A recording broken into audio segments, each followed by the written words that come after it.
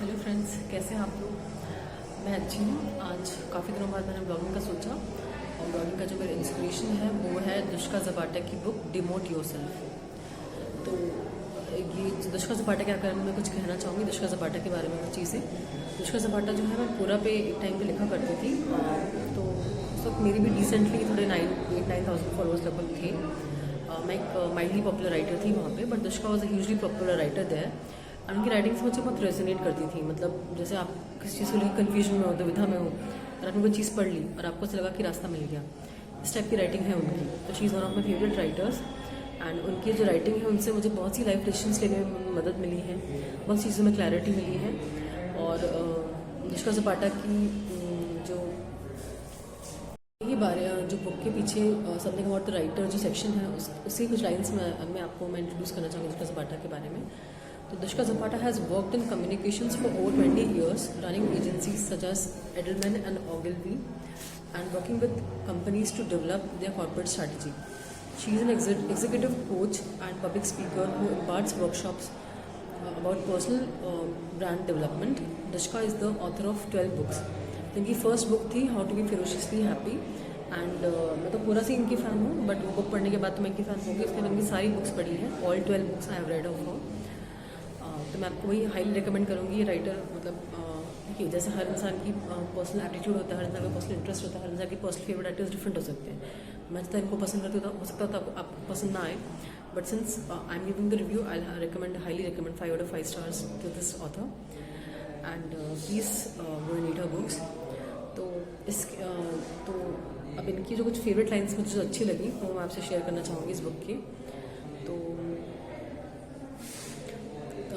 this is the reason why it's so important to listen to yourself when you make a life choice. What is very good advice for one person is terrible advice for another, and the only one who can tell the difference is you. When you don't know someone, you fill in the blanks. Do you know what you fill in the blanks with? You. When you don't know someone, you assume they are like you. So talking about them, you are already talking about you. Pay attention to what other people say about others. They are talking about themselves.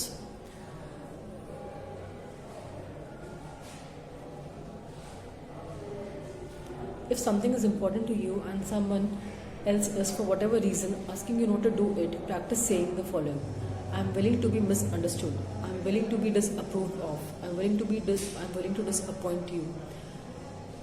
See how that feels. I won't lie to you. It's hard. It hurts. But then a blast of fresh air comes in and your life is all yours.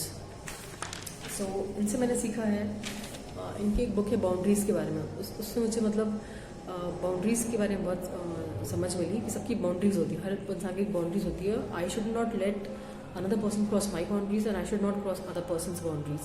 So mutual respect is the foundation of a relationship. तो ये सब चीज़ें मुझे सीखने को मिली हैं। और एक चैप्टर था, मुझे अभी रिसेंटली मेरे फ्रेंड से एक डिफरेंस ऑफ ओपिनियन हो गया था, तो उसमें शी सेड कि यू आर अनस्टेबल, मतलब तू 1 साल पहले तेरा कुछ अलग प्लान था, you are more home oriented now, you are more career oriented. तो आई सेड कि दिस इज़ नॉट अनस्टेबल, मतलब जब मैं उसकी बातें एडवाइस नहीं मानती थी तो वो बोलती थी तू स्टबर्न है, you are rigid. And when I change my mind into something which she didn't like, then she was saying that कि मैं अनस्टेबल हूँ। तो I said you can't leave to according to your convenience. See ये तो मैं यहाँ पे भी रिजिड हूँ ना, अगर मैं 1 साल में सोच बदलती नहीं हूँ अपनी, तो दिस इज रिजिडिटी ना। Life is evolution, life is experiment. तो अब मैंने रिसेंटली इनकी एक बुक में चैप्टर भी पढ़ा विच रीअफॉर्म्ड माई थिंकिंग कि मैं सही रास्ते पर जा रही हूँ। लाइफ का मतलब फिर से तोड़ के अपने आप को फिर से गढ़ना, वो लाइफ होती है। लाइफ का मतलब ये नहीं होता 25 साल में आपकी थॉट प्रोसेस स्टेबल होगी, ऐसा नहीं होता, ऐसे लाइफ नहीं चलती, ऐसे लाइफ में ग्रोथ नहीं हो पाएगी। फिर आप एक नेगेटिव पेसिमिस्टिक इंसान बन के रह जाओगी और लाइफ आपकी प्रेडिक्टेबल नेगेटिव रूटीन ही फॉलो करती रहेगी। तो आई थिंक बोमन ईरानी अगर 40 साल की उम्र में नहीं सोचती कि उनको एक्टर बनना है, तो वो बोमन ईरानी नहीं बन पाते हैं। और एक 55 साल की औरत अगर हाउसवाइफ अगर नहीं सोचती कि मुझे MBBS करना है, तो वो 55 साल में MBBS नहीं कर पाती। अगर वो 25 साल में जो उसकी सोच फिक्स हो जाती तो लाइफ में तरक्की नहीं हो पाती। रविन्द्रनाथ टैगोर 70 साल की उम्र में पेंटिंग सीख रहे थे, तो लाइफ का नाम है ग्रोथ, तरक्की, रेस्पेक्ट ऑफ एज। और इसमें जो फेवरेट चैप्टर था वो, चूँकि मेरी फ्रेंड की बातों से मुझे थोड़ा सा हर्ट हुआ था, ऑफेंड हुआ था, बिकॉज वो कहती थी कि मतलब वर्किंग मदर्स के जो बच्चे हैं वो उनका डेवलपमेंट अच्छा नहीं हो पाता. I have never seen well brought up working mothers child. I disagree with her because I have seen people who are well brought up, who have working mothers, whose parents are doctors. I've seen people like that. So I think she was generalizing and she was wrong on that. And she herself doesn't have a like career-oriented approach in life, but that doesn't mean that she can sit and judge. She has the right to sit and judge all the career-oriented women. So ये जो chapter था, when did ambition become a dirty word? मतलब मैंने इसको 2-3 बार loudly पढ़ा. मतलब it's so beautiful. मतलब it gave me clarity, मतलब कि मैं जो कर रही हूँ सही कर रही हूँ. और मतलब तो मतलब इसमें I just reside this chapter two you. Ambition is desire, hunger, a want for something better, and the desire to attain whatever that is. It's longing, aspiration, energy. It's a fire within.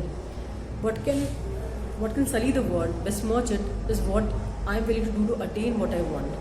Am I willing to step over others, hurt them, or do I see what I want as zero-sum game? Or do I go get what I want, but see my path as individual from connection, from learning? Do I feel like if others win, I win too? The opposite of ambition is apathy, lethargy. If ambition is fire, apathy is dark and dank and heavy and like quicksand. It's hard to get out. I'll take the fire. It's not dirty. It's beautiful and it lights the way. So मुझे मतलब इतना beautiful लगा ये कि मतलब ambitious होना एक mother के लिए it's not a crime. Ambition is always beautiful.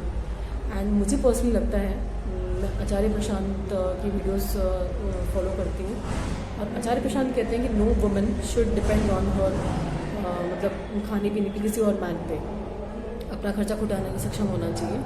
मैं सोच को तो अग्री करती हूँ. आई थिंक जो वो कहते हैं कि बच्चे को माँ का साथ नहीं, माँ बच्चे के एग्जाम्पल सेट करती है, तो सिर्फ बच्चे की माँ की प्रेजेंस 24 आवर्स नहीं चाहिए.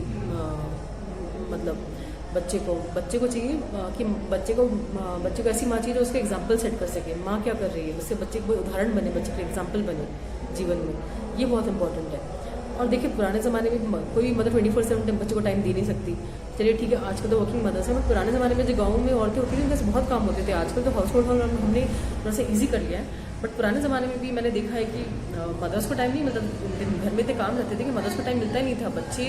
बच्चों के साथ या फिर ग्रैंड पेरेंट्स के साथ, कजन्स के साथ बच्चों का टाइम गुजरता था. उसका डेवलपमेंट खराब नहीं होता था उनका. बच्चे को मदर 24 आवर्स नहीं चाहिए. बच्चे को चाहिए फैमिली मेम्बर्स, ग्रैंड पेरेंट्स, बच्चों को स्पेशली बच्चे चाहिए होते हैं डेवलपमेंट के लिए. तो I disagree with my friend. और ये बुक जो है आप ये प्लीज़ पढ़िएगा. ये बुक मेरे को तो कुछ चीज़ चैप्टर बहुत पसंद आए, मेरे को क्लैरिटी मिली, रेजोनेट किए मेरे साथ बहुत ज़्यादा. आपको भी हो सकता है कुछ चैप्टर्स, अलग चैप्टर्स रेजोनेट करें जो मुझे ना किए हों. मे बी कुछ लाइफ एडवाइस मिल जाए, कुछ क्लैरिटी मिल जाए आपको. आप पढ़िए बुक और मुझे बताइए आपको ये बुक कैसी लगी. Please tell me in the comments. Thank you.